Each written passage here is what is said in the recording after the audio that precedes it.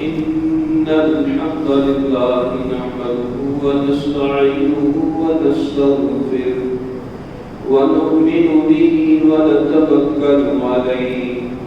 ونعوذ بالله من شرور أنفسنا ومن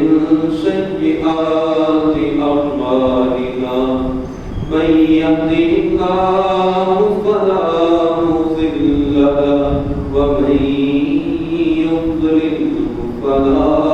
هادي له وأشهد أن لا إله إلا الله وحده لا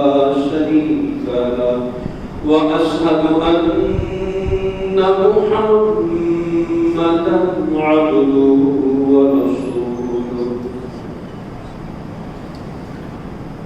يا أيها الذين آمنوا اتقوا الله حق تقاته ولا تموتن إلا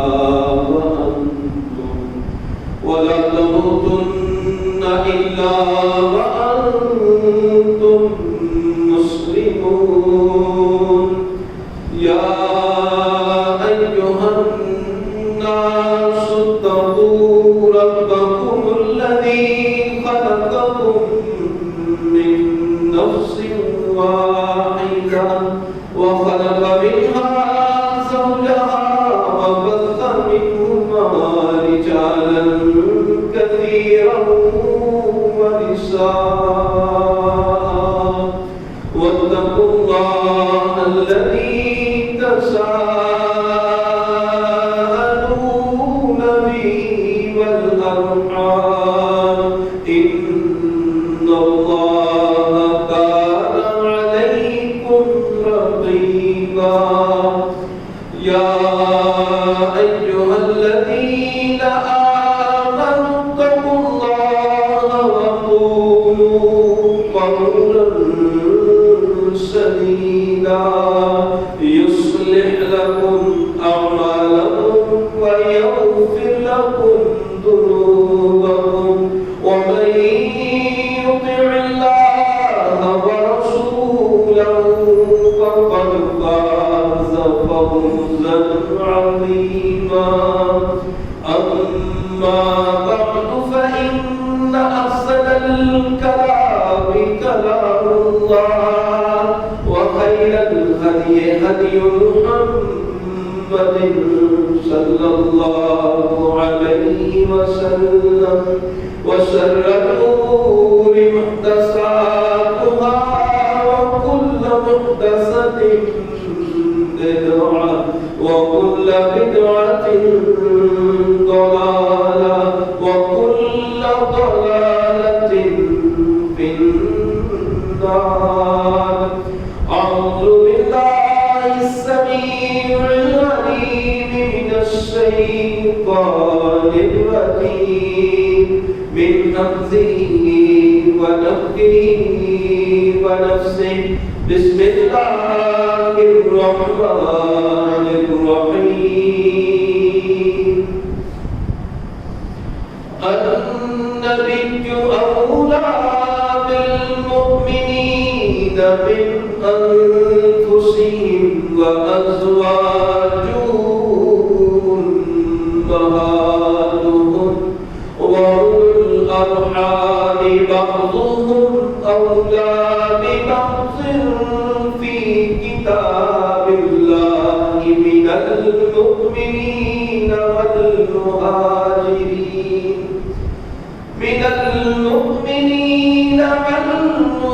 والمهاجرين إلا أن تفعلوا إلى أوليائكم معروفا كان ذلك في الكتاب مسطورا رب اشرح لي صدري ويسر لي أمري واحلل عقدة من لساني يفقهوا قولي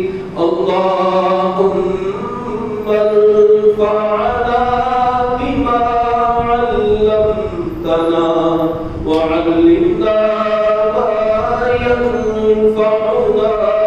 وزدنا علما رب زدني علما رب زدني علما رب زدني علما.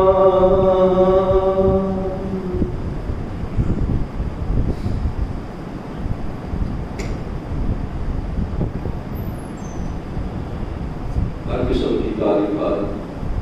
خالق کائنات اور خالق ارض و سما کے لیے، اور لاکھوں کروڑوں درود و سلام اس ہستی اقدس و مقدس پر جن کا نام نامی اسم کلامی محمد اکرم صلی اللہ علیہ وآلہ وبارک وسلم. ذات مبارکہ مطہرہ کہ خالق کائنات نے جن کو کائنات کے باسیوں کے لیے راہبر رہنما اور ہادی بنا کے بھیجا. نبی مکرم صلی اللہ علیہ وسلم کے اہل بیت سے محبت کرنا اور ان کا تذکرہ کرنا یہ نبی صلی اللہ علیہ وسلم کی محبت کا تقاضا ہے. اس مجالس میں آپ صلی اللہ علیہ وسلم کی اولاد کا میں نے تذکرہ کیا. نبی صلی اللہ علیہ وسلم نے 11 نکاح کیے ہیں اور آپ صلی اللہ علیہ وسلم کی 11 بیوی ہیں. دل میں یہ پچھلے جمعے کے بعد ارادہ آیا کہ آپ صلی اللہ علیہ وسلم کی ازواج مطہرات امہات المؤمنین ان کا تعارف بھی ہونا چاہیے کہ اللہ عز و جل نے ان کو اس شرف سے مشرف فرمایا ہے وَأَزْوَاجُهُ أُمَّهَاتُهُمْ. نبی کی بیویاں اہل ایمان کی مائیں، تو اپنی ماؤں کے بارے میں علم ہونا چاہیے، ان کی شخصیت، ان کے اوصاف اور ان کے اندر جو نبی اسلام کی رفاقت وقت بھی تھا اس کا انسان کو علم ہونا چاہیے. نبی صلی اللہ علیہ وسلم نے سب سے پہلا جو نکاح کیا وہ سیدہ خدیجہ الکبریٰ رضی اللہ تعالی عنہا ان سے کیا. سیدہ خدیجہ رضی اللہ تعالی عنہا مکہ کی معزز ترین اور انتہائی اعلیٰ حسب نسب کی مالک تھی. بلکہ مورخین نے لکھا ہے کہ آپ صلی اللہ علیہ وسلم کے ساتھ جو نسب میں سب سے قریب رشتہ بنتا ہے وہ سیدہ خدیجہ رضی اللہ عنہا کا بنتا ہے. تو جتنے قریش ہیں یہ سب کی چاہیں کہیں نہ کہیں اپنے باپ دادا پر 5 سال 8 10 کی نسل میں جا کے بھیجا. قریش یہ نبی صلی اللہ علیہ وسلم کی 14ویں پشت پر ایک شخص تھا، اس کا نام فہر تھا اور لقب اس کا قریش تھا. اور مکہ میں رہنے والے قریشی وہ سب اسی کی نسل سے تھے. تو نبی صلی اللہ علیہ وسلم کے ساتھ نسبی تعلق جو باپ کی طرف سے ہوتا ہے اور حسب جو والدہ کی طرف سے تعلق ہوتا ہے وہ بھی دونوں قریشی. تو نبی اسلام کا سب سے قریب کا رشتہ یہ نسلوں کا رخ تھا. معزز والدہ انتہائی باوقار خاتون تھی سیدہ خدیجہ الکبریٰ رضی اللہ عنہا کی ذات گرامی. ان کے نبی اسلام سے نکاح سے پہلے 2 نکاح ہو چکے تھے اور اس وقت یہ بیوہ تھی اور 2 خاندوں سے ان کی 3 اولادیں تھیں. مالدار تھی اور مکہ کے اندر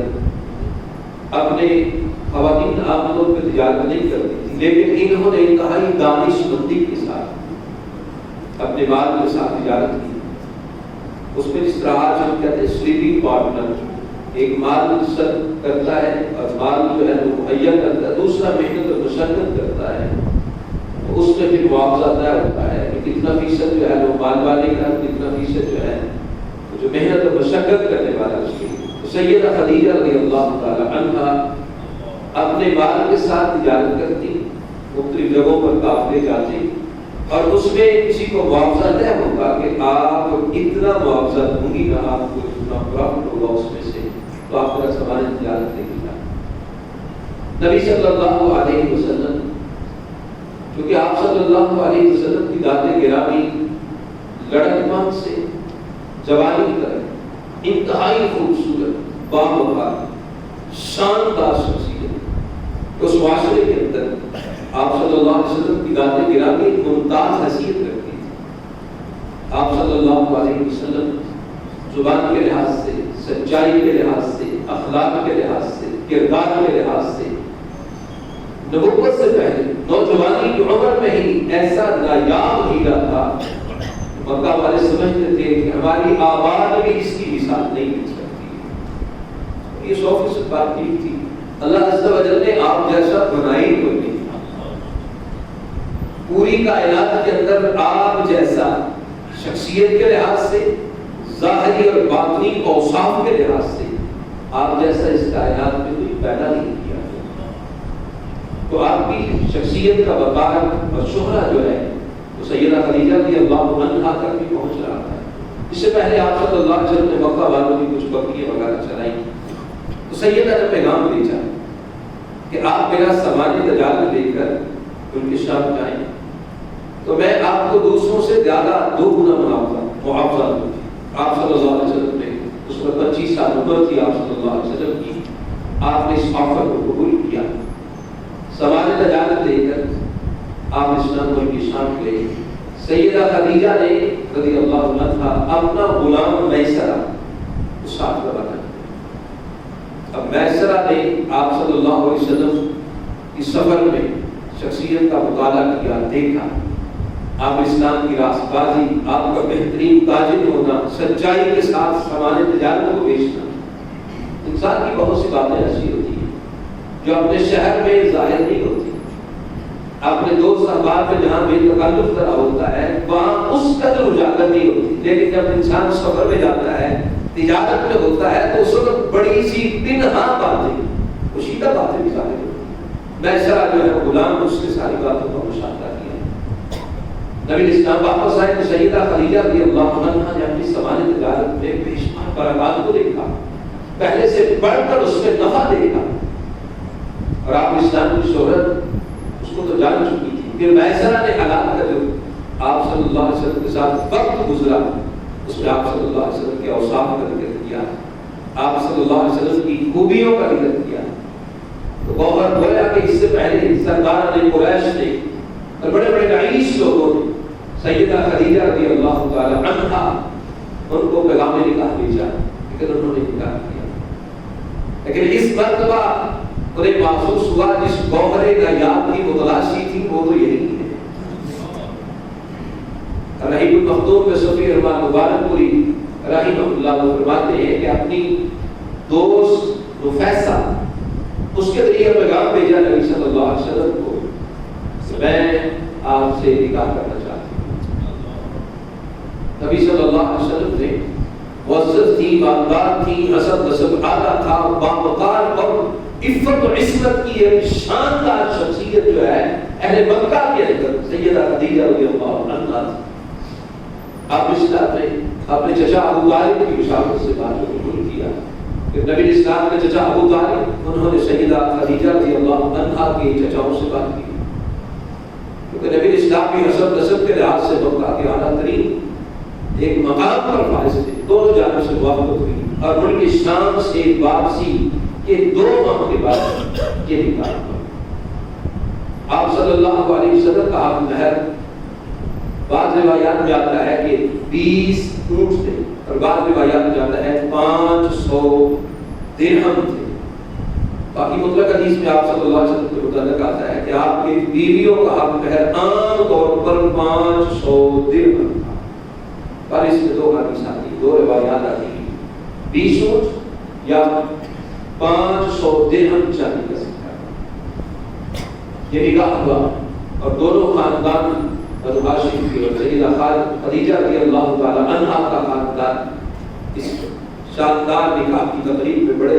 رؤساء اور سردار شامل ہوئے۔ سیدہ مالدار تھی اور ہمیشہ گھر میں کام کاج کے لیے غلام اور لونڈیاں موجود تھی، کہ جب نبی صلی اللہ علیہ وسلم کی زوجیت میں آتی ہے تو سیدہ خدیجہ رضی اللہ تعالیٰ عنہا کی کیفیت یہ تھی، جس طرح کو خدمت گزار خاتمہ ہوتی ہے نا، اس طرح نبی اسلام کی خدمت پر مصروف ہو گئی۔ یقین کرے انسان کے اخلاق، اس کے کردار اور کسی بھی خاتون کے اعلیٰ حسب نسب میں اور کی شخصیت کے باوقار ہونے میں سب سے اہم بات جو سامنے آتی ہے وہ یہ آتی ہے کہ وہ اعلیٰ اس صورت میں ہے کہ جب اللہ عز و جل نے اس کا سردار جس کو بنایا ہے، اس کے سر کا سائیں جس کو بنایا ہے اور اس کے لیے بجادی خدا جس کو بنایا ہے، اس کے سامنے خدمت اور خادمہ کی صورت اختیار کر کے دل اس کا جیتے اور پھر اس کے دل کی ملکہ بنتا ہے۔ یہ اعلیٰ کیفیت ہے اور سیدہ خدیجہ رضی اللہ تعالیٰ عنہا کی کیفیت ہے۔ جس طرح وفا شعار خادمہ ہوتی ہے، آتا حسب نسب، اپنے گھر میں خادم اور غلام اور لونڈیاں کام کاج کرنے والی، لیکن نبی صلی اللہ علیہ وسلم سے سارے کام وہ خود جو ہے وہ اپنے ہاتھوں سے کرتی اور آپ صلی اللہ علیہ وسلم کی خدمت پر معمول ہے۔ 15 سال کا دور گزرا، نبی صلی اللہ علیہ وسلم کا جب نکاح ہوا آپ اسلام کی عمر تھی 25 سال اور سیدہ خدیجہ رضی اللہ تعالی عنہا کی عمر اس وقت 40 سال تھی۔ سیدہ اس وقت 15 سال بڑی تھی نبی صلی اللہ علیہ وسلم سے کر کے نکاح، 15 سال مزید گزر گئے، آپ صلی اللہ علیہ وسلم کی عمر 40 سال ہوا چاہتی تھی، سیدہ خدیجہ رضی اللہ عنہا اس وقت 55 سال کی ہو رہی تھی۔ تو آپ صلی اللہ علیہ وسلم کو جیسے جیسے وقت گزر رہا تھا، مکہ کے رہنے والوں کے شرک اور آلودگیاں اور کباہتیں جو ہیں، اس نے نبی صلی اللہ علیہ وسلم کو تنہا سا کر دیا۔ آپ کو تنہائی محبوب ہو گئی، امام بخاری رحمہ اللہ نے اس روایت کو نقل کیا، تنہائی پسند ہو۔ پھر آپ صلی اللہ علیہ وسلم کو یہ تنہائی غار حرا میں لے جانے لگی۔ اب وہاں پر بیٹھ کر غور و فکر، تدبر اور کائنات کے اس نظام کے اوپر غور کرتے اور ملت ابراہیمی کو کھچی بچی کھچی جو کیفیت تھی، وہ عبادت تھی، وہ ذکر اذکار کی، نبی اسلام اس کو مشغول ہے۔ آپ کو سامان لے کر چلے جاتے اور رمضان کا مہینہ جو ہے وہ عام طور پر غار حرا میں بسر کرتے، جب دن گزرتے تو نبی صلی اللہ علیہ وسلم کے لیے پیچھے زاد راہ کو لے کر سیدہ خدیجہ رضی اللہ عنہا غار حرا میں تشریف لے جاتی اور آپ اسلام کو سامان مہیا کرتی، اس وقت آپ کے ساتھ گزارتی تھی، واپس آ جاتی۔ تو دشوار گزار راستہ غار حرا کا آج تو کچھ سیڑھیاں بن گئی ہے، جنہوں نے دیکھا ہے، پہلے تو کچھ بھی نہیں تھا۔ سیدہ خدیجہ رضی اللہ تعالی عنہا اپنے خاوند کی محبت، اس کی وفا شاعری کے اندر، اطاعت کے اندر پیچھے جاتی ہے، سامان مہیا کرتی ہے، اور آپ صلی اللہ علیہ وسلم کے پاس کچھ وقت گزارتی واپس آتی۔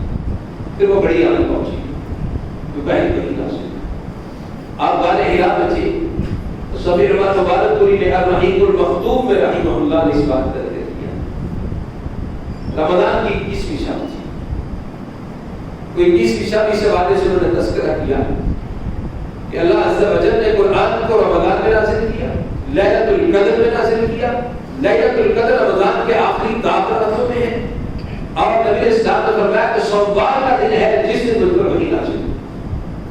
فرمایا تقویم کے لحاظ سے اگر اس سال پیچھے جایا جائے تو اس سال جو تاک رات ہے وہ 21ویں شب کو آتی، اس لیے وہ ان دلائل اور ان شواہد کی بنیاد پر فرماتے ہیں کہ یہ 21ویں رات ہے، پہلی بنیاد۔ جبریل علیہ السلام آئے، آپ اسلام بارے حرا میں تھے، آپ اسلام کو پکڑا اور کہا اقرا یا محمد صلی اللہ علیہ وسلم، اے محمد صلی اللہ علیہ وسلم پڑھیے۔ آپ نے اسلام اچانک سنتے آپ نے فرمایا ماں انا بقاری، میں پڑھنا نہیں چاہتا۔ امام بخاری میں صحیح بخاری کے اندر پہلی حدیث یہ نقل، جبریل علیہ السلام نے آپ اسلام کو پکڑا اور دبایا، فرمایا اقرا پڑھیے۔ آپ نے اسلام میں پھر فرمایا ماں انا بقاری، میں نے کسی کے سامنے ذات و ادب طے نہیں کی، پڑھنا سیکھا نہیں ہے۔ آپ نے فرمایا جبریل علیہ السلام نے پھر مجھے پکڑا اور پھر زور سے مجھے اپنے ساتھ لگا کے دبایا، پھر کہا اقرا پڑھیے۔ آپ نے اسلام میں پھر فرمایا ماں انا بقاری، میں پڑھنا نہیں جانتا، میرا کوئی استاد نہیں ہے، میں نے کسی سے علم حاصل نہیں کیا کہ جو پڑھنا لکھنا جانتا ہوں۔ آپ اسلام کو پکڑا، جبریل اسلام نے دشمن کا پکڑا اور مجھے پکڑ کے اچھی طرح دبایا۔ اس سے آپ کو بات بندے طاقتور ہوتے ہیں، وہ جب جلدی لگاتے ہیں تو پکڑ کر اچھی طرح دباتے ہیں، بندے کا سانس کا اوپر اور نیچے کا نیچے رہتا ہے۔ مجھے تو جبریل علیہ السلام بار انسانی طاقت کے مطابق آپ نے اسلام کو دبایا کہ آپ فرماتے ہیں میری قوتوں کو نچوڑ کر رکھ دیا، چھوڑا۔ اقرأ باسم ربک الذی خلق، خلق الانسان من علق، اقرأ وربک الذی اکرم الذی علم بالقلم، علم الانسان ما لم یعلم۔ آپ صلی اللہ علیہ وسلم والے کے لاسے کرنے تشریف لائے، تب کبھی کاری تھی، پیشانی مسیحے کے قدرات تھے، خوف تھا۔ آگے اپنی اہلیہ سیدہ خدیجہ رضی اللہ عنہا کو کہتے زملونی انی خشیت علی نفسی، اس کو چادر اڑا دے، اس کو چادر اڑا دے، مجھے اپنی جان کا ڈر ہے کہ آج ایسا حادثہ پیش آ گیا ہے، یہ ڈر ہے کہیں میں موت سے امتنان نہ ہو سکے۔ اللہ اکبر، وفا سے آگ بھی دی، اعداد سے آگ بھی دی۔ سیدہ خدیجہ الکبریٰ رضی اللہ تعالی عنہا نے اپنے خاوند کے اس خوف کو دیکھا اور خوف سے لرزہ طاری تھا، اس کیفیت کو دیکھا، پسینہ آپ کی پیشانی آپ کے چہرے پر تھا، فوراً فرمایا کلا واللہ لا یخزیک اللہ، ہرگز نہیں، اللہ کی قسم ہے اللہ آپ کو رسوا نہیں کرے گا۔ انک لتصل الرحم وتحمل الکل وتقسم المعدوم وتعطي الضيف وتعين على نوائب الحق۔ آپ تو سیدھا نہیں کرنے والے، آپ کو جو بوجھ نہیں اٹھا سکتے ان کے بوجھوں کو اٹھاتے، جو کما نہیں سکتا اس کو کما کر کھلاتے، مہمانوں کو مہمان نوازی کرتے۔ آپ کی راہ میں اگر کسی کو کوئی تکلیف ہو، پریشانی ہو، کسی دکھ میں مبتلا ہو، آپ اس کے کندھے کے ساتھ کندھا ملا کے کھڑے ہو کر اس کے ساتھ معاملے کرتے۔ ایسے اوصاف والوں کو اللہ ویسے ہی رسوا نہیں کرتا ہے۔ تسلی آپ صلی اللہ علیہ وسلم کے لیے تسکین کا باعث، یقین کرے انسان باہر کی ٹینشنوں میں، پریشانیوں میں، کاروباری معاملات کی کیفیت میں الجھا ہوا ہو اور کارب رفیقہ حیات ایسی ہو جو انسان کے لیے تسلی کا باعث ہو، اس کے لیے تسکین کا باعث ہو، تو سارے دکھ کافور ہو جاتے ہیں۔ سیدہ خدیجہ رضی اللہ عنہا ایسی ہی تھی، آپ کے دکھوں کا بداوا کرنے والی تھی۔ آپ صلی اللہ علیہ وسلم کو چادر کو اڑایا، اس کو یہ سب کی، تو آپ نے سلام کی تسلی کے لیے کہا کہ آپ میرے ساتھ چلیے۔ برقہ بن نوفل کے پاس لے گئی، جو ان کے چچا داد بھائی تھے، بوڑھے ہو چکے تھے، ضعیف العمر تھے، نابینے ہو چکے تھے، اور زمانے جاہلیت میں وہ عیسائی ہو کر قرآن اصل مضمون لکھا کرتے تھے، جو اللہ نے توفیق عطا فرمائی۔ آخر میں یہ کفیت بڑھاپے کی وجہ سے سیدہ دیکھ کر نبی اسلام کو برقہ بن نوفل کے پاس آئی اور آگے کہا کہ آپ اپنے اس بھتیجے کی بات سنیے گا۔ برقہ بن نوفل نے پوچھا کہ ہاں بتاؤ بھتیجے کیا دیکھا؟ آپ نے اسلام میں غار حرا کی صورتحال بتائی، پھر اقرأ باسم ربک الذی خلق یا آیات مبارکہ سنائی۔ برقہ بن نوفل کہتے ہیں کہا یہ تو وہی ناموس معلوم ہوتا ہے جو رب کا پیغام لے کر موسیٰ علیہ السلام میں نازل ہوا کرتا تھا، کہ جو الفاظ جن آپ بتا رہے ہیں کیونکہ وہ تو رات میں انجیل کا علم رکھتے تھے، تو اس کے ساتھ قرآن کی مشابہت جو ہے وہ بھی وحی کے برتاؤ تھے نا، اسی وحی کا عکس تھا جو پہلی کتابوں کے اندر بھی عکس موجود تھا، وہی ہے۔ تو موسیٰ علیہ السلام کا قرآن رب کا پیغام لے کے آیا کرتا تھا۔ پھر برقہ بن نوفل کہتے ہیں کہ کاش وہ اس وقت توانا ہوتا، جوان ہوتا، جب آپ صلی اللہ علیہ وسلم کی قوم آپ کو موقع سے نکالتے۔ آپ صلی اللہ علیہ وسلم کو تعجب ہوا، کہا موقع والے تو میری مدح سرائی کرتے ہیں، اسے سعدی کہتے ہیں، امین کہتے ہیں، میری محبت کا رنگ رکھتے ہیں، میری خوبیوں کا اعتراف کرتے ہیں، مجھے مکہ والے نکالتے ہیں۔ برقہ بن نوفل نے کہا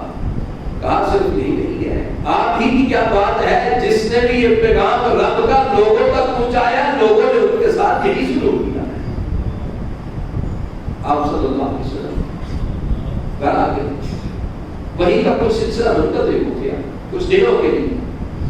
اور سوال نگارے لکھتے ہیں، شارحین لکھتے ہیں کہ اس لیے نہ تاکہ آپ کے اندر پہلا خوف ظاہر ہو جائے، پھر ذوق شوق اور طلب پیدا ہو وحی. آپ صلی اللہ علیہ وسلم اس کے بعد شوق پیدا ہوا، طلب پیدا ہوئی کہ آپ کو آتا کیوں نہیں آنے والا. یہاں تک کہ سخت پریشانی کا عالم تھا. آپ صلی اللہ علیہ وسلم جا رہے تھے تو آپ السلام اس پریشانی کے عالم میں گزر رہے تھے کہ آپ صلی اللہ علیہ وسلم نے ایک آواز سنی، سر اقدس کو اٹھایا تو آسمان کی وسعت کو دیکھا بہت بڑی کرسی ہے اور جبریل علیہ السلام جو غار حرا میں آئے تھے وہ کرسی پر پڑا جمع تھے. اور کہا کہ اے محمد صلی اللہ علیہ وسلم، آپ میں جبریل ہوں اور آپ اللہ کے رسول ہیں. آپ اسلام اس منظر میں ہو گئے. سیدہ خدیجہ رضی اللہ عنہا ڈھونڈتی ہوئی آئی، نبی صلی اللہ علیہ وسلم کو ساتھ دیا. آپ گھر میں آئے تو آپ صلی اللہ علیہ وسلم پر پھر خوف طاری تھا کیونکہ جبریل علیہ السلام کو اصل حالت میں دیکھا اور آپ نے فرمایا جبریل علیہ السلام کے 600 پر تھے اور پروں کے نیچے کائنات کی گھسٹوں کو آسمان کے کناروں پر ڈھانپ دیا گیا تھا. خوف دستے ہوئی سختی ہوئی وہ چادر اب چادر لے کے لیٹے ہیں. جبریل جو غار حرا میں آئے آج گھر میں آئے. دوسری مہینہ سے یا ایھا المدثر قم فانذر وربک فکبر وثیابک فطہر والرجز فاہجر ولا تمنن تستکثر ولربک فاصبر. یہ دوسری مہینہ سے اٹھیے آپ ڈرائیں لوگوں کو دعوت دیجیے. اور سیدہ خدیجہ الکبریٰ رضی اللہ عنہا اول آپ صلی اللہ علیہ وسلم کی بیوی بھی اور اول ایمان لانے والے بھی، کیونکہ اس سے پہلے پہلی وحی کا مشاہدہ بھی کر چکی تھی کہ آپ کے ساتھ قوم کے ساتھ گھر میں آئے، پھر برکات نوفل سے بھی بات سن چکی تھی. اب جب پیغام آیا تو سب سے پہلے اس کائنات میں اس امت مسلمہ کے اندر اسلام اور ایمان کو قبول کرنے والی سیدہ خدیجہ الکبریٰ رضی اللہ تعالی عنہا کی باتیں کہا. آپ اسلام نے بتایا پھر آیا ہے، مجھے کہا ہے کہ آپ اللہ کے نمائندے ہیں، آپ لوگوں کو ڈرائیں. تو نبی صلی اللہ علیہ وسلم نے جب دعوت دی تو سیدہ خدیجہ رضی اللہ تعالی عنہا نے اسلام کو. اور پھر جب نماز جبریل علیہ السلام انہوں نے نماز کا طریقہ بتایا، وضو اور نماز کی حیت بتائی. مکہ میں 5 نمازیں جو ہے وہ جب نبی اسلام معراج پر گئے اس وقت نازل، مکہ کے آخری دور میں 5 نمازیں، اور مدینہ میں 5 نماز کا اہتمام ہوا. لیکن مکہ میں صبح شام 2 رکعتیں جبریل اسلام نے آ کے بتایا کہ اس طرح پڑھنی، وضو کا طریقہ بتایا. تو سب سے پہلے نبی صلی اللہ علیہ وسلم کے ساتھ نماز پڑھنے کا اعزاز حاصل کرنے والی بھی آپ کی رفیقہ حیات سیدہ خدیجہ الکبریٰ رضی اللہ تعالی عنہا کی ذات گرامی. اول مومنہ بھی اور اول آپ اسلام کی رفاقت میں نماز پڑھنے والی، اور پھر آپ کے لیے غم گسار بیوی، وفا شعار بیوی، تسلی کا باعث، دل کے ڈھارس کے بتانے کا معاملہ، کیونکہ آگے معاملہ شدید سے شدید تر ہوتے چلے گئے. دعوت دی، لوگ جو اپنائیت کا اظہار کرتے تھے جان کے دشمن ہوئے، پتھر پڑتے، کانٹے بچھائے جاتے. آپ زخموں سے چور ہو کے گھر میں تشریف لاتے، باہر کے یہ دکھوں کے انبار لیے گھر میں آتے ہیں. روح تک جو ہے آپ صلی اللہ علیہ وسلم کی گمبھیر ہوتی ہے جب آپ صلی اللہ علیہ وسلم لوگوں کو دعوت دیتے ہیں میرا فائدہ نہیں تمہارا فائدہ، اسلام قبول کرو. لیکن وہ پتھر مارتے، گالی دیتے. آپ صلی اللہ علیہ وسلم ظاہری زخم بھی لگے ہیں، باطنی زخم بھی لگے ہیں، گھر پہ آتے ہیں. سیدہ خدیجہ رضی اللہ تعالی عنہا آپ صلی اللہ علیہ وسلم کے قدموں پہ بیٹھ جاتے، اپنے دوپٹے سے آپ صلی اللہ علیہ وسلم کے چہرے سے گلو غبار کو صاف کرتی، دوپٹے کو پھاڑتی، آپ کے زخموں پر رکھتی، آپ کے قدم آئے مبارکہ کو دھوتی اور ساتھ کہتی کرنا واللہ لا یخزیک اللہ ابدا. آپ گھبرائیے نہیں، وہ رب آپ کے ساتھ ہے، وہ آپ کو تنہا نہیں چھوڑنے والا. اور جس کے ساتھ رب ہوتا ہے کائنات کی ساری طاقتیں مل کر اس کو رسوا نہیں کر سکتی. پھر اسلام کو تسلی دیتی اور آپ اسلام میں پھر نئے بلبلے کے ساتھ، پھر ایک حوصلے کے ساتھ، پھر مکہ کے چوراہے نکلتے ہیں، پھر لوگوں کو دعوت دیتے ہیں۔ یہ رفیقہ اعلیٰ سیدہ خدیجہ الکبریٰ رضی اللہ عنہا، آپ اسلام کی تسلی، تشفی اور تسکین کا باعث، یہاں تک کہ یہ گھٹنائیں گزرتی چلی ہیں اور نبوت کے 7ویں سال پورے مکے والوں نے بیعت کر دی۔ 3 سال کے لیے شیب ابی طالب کے اندر محصور ہو گئے، جو بنو ہاشم کی آبائی زمین تھی، کاٹی تھی، اس کے درمیان، اور ان 3 سالوں کے اندر پتے کھائے گئے اور بھوک کا یہ عالم ہوتا تھا کہ بنو ہاشم نبی اسلام کا گھرانہ اور مسلمان یہ اس کاٹی کے اندر تھے، ماؤں کے سینے کے دور خشک ہو چکے تھے، بچوں کے بلکنے کی رونے کی آوازیں کاٹی سے باہر راتوں کو سنائی دیتی تھی۔ مشرکین مکہ جو ہے وہ سب تمامات پر ڈرے ہوئے کہ آپ صلی اللہ علیہ وسلم اور آپ کے گھرانے کو، بنو ہاشم کو، مسلمانوں کو کچھ نہیں دیا، نہ تعلق، نہ رشتہ، نہ کسی قسم کے ساتھ احسان محبت کچھ نہ پیش کیا ہے، نہ رشتہ دیا جائے گا، نہ دیا جائے، نہ معاملت کی جائے۔ سیدہ خدیجہ رضی اللہ عنہا ان تمام کٹھنائیوں کو اپنے خاوند کی وفاؤں میں قدموں کی دھول بن کر، وفا کی دیوی بن کے وہی خیر وقت کو گزارا۔ اور کبھی کبھی ان کا جو بھتیجا ہے حکیم بن حزام رضی اللہ تعالیٰ عنہ، یہ بہت بار میں مسلمان تھے، یہ بات تھے، تو وہ کبھی کبھی کچھ گلہ جو ہے نا وہ رات کی تاریکی میں سیدہ خدیجہ رضی اللہ عنہا کو چاہتے تھے۔ سیدہ چاہتی تو باہر پکڑ گزار سکتی تھی، مال، حسب، نسب، خاندان، کنبہ، قبیلہ سارا تھا، جب راحت تھی تب بھی خاندان کی رفاقت وقت گزارا، اور جب کٹھنائیاں آ جائیں تو بار بار بیویاں اپنے خاوند کا ساتھ نہیں چھوڑا کرتی۔ وفا بیویاں جو ہوتی ہیں مشکل حالات میں خاوند کی رفاقت اور حالات کے ساتھ نہ رفاقت بدلتی ہے، نہ اپنی وفاؤں پہ بہر پانے دیتی ہے۔ سیدہ خدیجہ رضی اللہ تعالی عنہا سلام اللہ علیہا اتنی ہی اعلیٰ عرفہ عظیم المرتبہ، اتنی ہی عظیم المرتبہ، 3 سال کے بعد، اور یہ عظمتوں کی بات تھی، رفعتوں کی بات تھی کہ جس کا اعتراف محمد کریم صلی اللہ علیہ وسلم بھی کرتے ہیں اور کائنات کا رب خالق و مالک بھی کرتا ہے۔ امام بخاری مسلم اس حدیث کو نقل کیا، جبریل السلام آئے، آپ صلی اللہ علیہ وسلم کے پاس بیٹھے ہیں اور آپ صلی اللہ علیہ وسلم سے کہتے ہیں کہ اے محمد صلی اللہ علیہ وسلم، آپ کی اہلیہ، آپ کی زوجہ خدیجہ رضی اللہ عنہا وہ آ رہی ہیں، ان کے ہاتھ میں برتن ہے، اس میں کوئی چیز ہے، جب وہ آئے تو ان کو یہ کہیے گا کہ آپ کا رب آپ کو سلام کہتا ہے، اور جب رب کا سلام کہے تو میں جبریل بھی کہتا ہوں میرا بھی سلام کہہ دیجیے۔ اتنی عظیم مرتبہ، اتنی رفعت والی، شان والی یہ ماں مومنوں کی پہلی بیوی سیدہ خدیجہ الکبریٰ رضی اللہ عنہا، اور بعد میں رضی اللہ عنہا فرماتی ہے آپ صلی اللہ علیہ وسلم سیدہ خدیجہ رضی اللہ عنہا کا تذکرہ کیا کرتے تھے، اکثر ذکر کرتے، اکثر ذکر کیا کرتے، اور میں یہ کہا کرتی کہ آپ صلی اللہ علیہ وسلم کو یہ بڑھیا خاتون ایسا معلوم ہوتا ہے صرف یہی خاتون اور کو عورت ہی کوئی نہیں، اللہ نے آپ کو اس سے بہتر بھی نیت دے دی۔ میں عائشہ رضی اللہ عنہا نہیں، بہتر نہیں، وہ بڑی اعلیٰ تھی،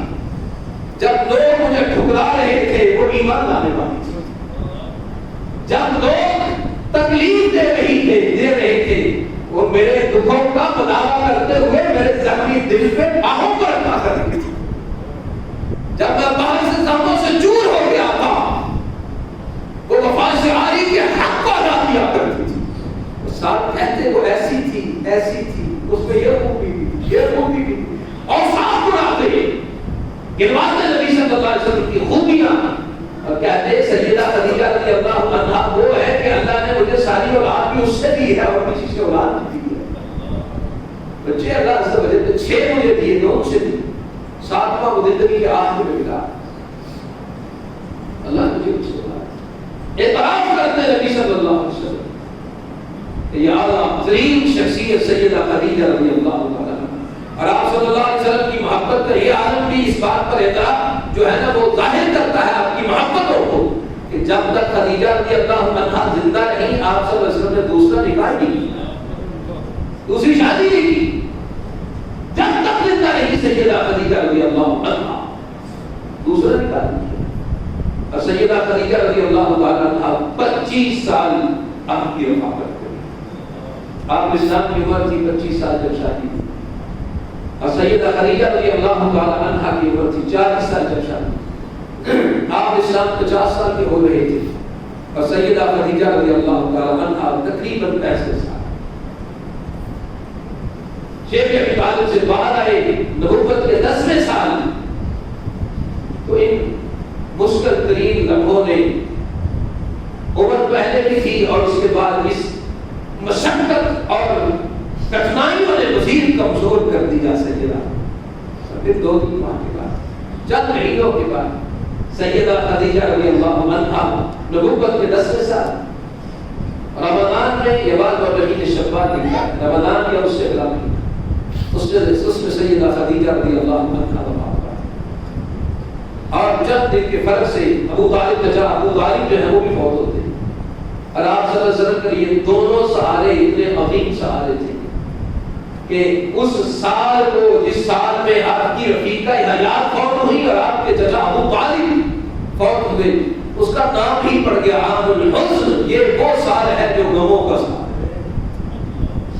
بیوی کی رفاقت اور اس کے بعد جدائی، یہ غم اتنا بڑا تھا کہ آپ صلی اللہ علیہ وسلم کی سیرت میں، آپ صلی اللہ علیہ وسلم کی حیات طیبہ میں سوانح نگاروں نے آپ عام الحزن کا نام، غم کا سال جو ہے اس کا پڑھا۔ نبی اسلام بعد نبی سیدہ خدیجہ رضی اللہ عنہا ان کی محبتوں کو یاد کیا کرتے، اس طرح میں سیدہ عائشہ رضی اللہ عنہا کی رفاقت کرتے ہیں۔ اسی طرح ایک حدیث میں آتا ہے کہ ان کی یاد کرنے کی کیفیت کیسے کیسے ادائیں یاد رہتی ہیں، پیار یاد رہتا ہے، محبت اور رفاقت یاد رہتی ہے۔ اما جی عائشہ رضی اللہ عنہا فرماتی بوڑھی خاتون آئی مدینہ میں، آپ صلی اللہ علیہ وسلم بڑی محبت سے پیش آئے، آپ صلی اللہ علیہ وسلم بڑی عزت سے پیش آئے اس کے ساتھ۔ جب وہ چلی گئی تو میں نے پوچھا اللہ کے رسول صلی اللہ علیہ وسلم یہ کون خاتون تھی جتنی عزت آپ ان کو دے رہے تھے، ایسا کم دیکھا میں نے۔ آپ صلی اللہ علیہ وسلم نے فرمایا کہ یہ جب سیدہ خدیجہ رضی اللہ عنہا زندہ تھی نا تو یہ ان کو ملنے آیا کرتی تھی، اور محبتوں میں جو رشتے اور ناطے ہو رہے ہیں وہ ایمان کے حصے میں سے ہے، اس کو نبھایا جائے۔ آج بھی ہوتا ہے بعض گھروں میں بعض خواتین آتی ہیں جو ماں کے پاس آتی، والدہ کے پاس آتی، والدہ بہت ہو گئی تو بعد میں بیوی جب آتی ہے تو گھر کی خواتین اس کے ساتھ رہتی ہے، امی کے بغیر آیا کرتی ہیں۔ وہ محبتوں کو یاد رکھ کر رشتوں کو استوار رکھا جاتا ہے۔ نبی اسلام نے اپنی اہلیہ کے لیے ان محبتوں کو، ان تعلقات کو باقی رکھا، کہا یہ میری بیوی کے ہوتے ہوئے آیا کرتی تھی۔ اس رشتے کو نبھا کے رکھنا یہ ایمان میں سے ہے۔ اور ایک دفعہ نبی صلی اللہ علیہ وسلم کی اہلیہ کی بہنہ عائشہ بنت خویلد رضی اللہ تعالی عنہا وہ آئی اور نبی صلی اللہ علیہ وسلم سے اجازت طلب کی۔ نبی صلی اللہ علیہ وسلم نے جب آواز سنی اور سیدہ عائشہ کی اجازت طلب کرنے کو سنا تو نبی اسلام نے فرمایا ہاں او خدیجہ رضی اللہ عنہا تو یاد آ گئی ہے کیونکہ تیری بہنہ نے جس طرح اجازت طلب کی اسی طرح اجازت طلب کیا کرتی تھی خدیجہ رضی اللہ۔ اجازت کے طلب کرنے سے وہ بیوی کی رفاقت یاد آ گئی، وہ سمے یاد آ گئے۔ اللہ نبی صلی اللہ علیہ وسلم نے اما عائشہ رضی اللہ عنہا کو یہ بات کہی، کہا مجھے خدیجہ کی بڑی محبت دی گئی، اللہ نے اس کی بڑی محبت میرے دل پہ ڈالی، بڑی محبت سیدہ خدیجہ رضی اللہ عنہا کی۔ اور امام بخاری نے اس حدیث کو نقل کیا، آپ نے فرمایا کہ اپنے زمانے کی بہترین خاتون اپنے زمانے کی مریم بنت عمران تھی، اور اس زمانے کی بہترین خاتون سیدہ خدیجہ الکبریٰ رضی اللہ تعالی عنہا کی ذات گرامی۔ نبی صلی اللہ علیہ وسلم نے فرمایا کہ مجھے حکم دیا گیا اللہ کی طرف سے کہ میں سیدہ کو جنت میں ایک موتی کے محل کی خوشخبری دوں جو اللہ نے جنت میں محل بنایا ہے، ایک موتی کو تراش کر محل بنایا۔ یہ آپ صلی اللہ علیہ وسلم کی سیدہ خدیجہ الکبریٰ رضی اللہ تعالی عنہا کی ذات ہے، جن کے بارے میں اللہ عز و جل نے آپ کی بیویوں کے بارے میں فرمایا ازواجہ امہات، نبی کی بیویاں اور یہ تو صحیح معنوں میں سلام اللہ علیہ کہ اللہ نے سلام بھیجا ہے۔ اور امام ابن قیم رحمہ اللہ نے یہاں لکھا ہے، کہا یہ وہ اعزاز ہے جو اس کائنات میں سیدہ خدیجہ رضی اللہ عنہا کے علاوہ اور کائنات میں کسی عورت کو حاصل نہیں۔ اس کائنات میں کسی عورت کو یہ اعزاز اور یہ شرف حاصل نہیں کہ جس کو اللہ نے پیغام بھیجا ہو، کسی عورت کو یہ اعزاز سوائے سیدہ خدیجہ رضی اللہ عنہا کے اور سلام اللہ صلوات اللہ علیہا رضی اللہ تعالی عنہا۔ تو یہ سیدہ خدیجہ الکبریٰ رضی اللہ تعالی عنہا کی ذات گرامی جو نبی علیہ الصلوۃ والسلام کی پہلی رفیقہ ہے۔ اللہ عز و جل سے دعا ہے تمہاری پناہ فرمائے اور ہمیں نبی صلی اللہ علیہ وسلم کے صحابہ اور آپ کے اہل بیت سے عقیدت اور محبت کی توفیق عطا فرمائے۔ اس عقیدت اور محبت کو ہمارے لیے آخرت کا ذریعہ بنائے اور ہمارے لیے جنت میں ان کی رفاقت کا باعث بنائے۔ صحت عافیت ایمان کے ساتھ نبی زندگی عطا فرمائے، اسلام پر ایمان پر توحید پر زندگی اسی کے بعد خاتمہ فرمائے، دنیا آخرت کی رحمتیں برکتیں آسانیاں عزت ممالک ہمارے مقدر میں فرمائے، دنیا آخرت کے دکھ تکلیفیں پریشانیاں اور ذلتوں سے ہماری ہمیں محفوظ فرمائے۔ وآخر دعوانا الحمد للہ